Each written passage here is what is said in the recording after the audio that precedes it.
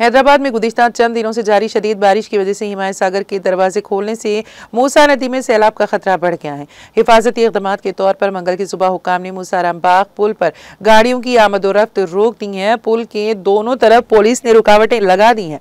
हुक्काम ने मूसा नदी के आसपास रहने वाले लोगों को मोहतात रहने की हिदायत की है।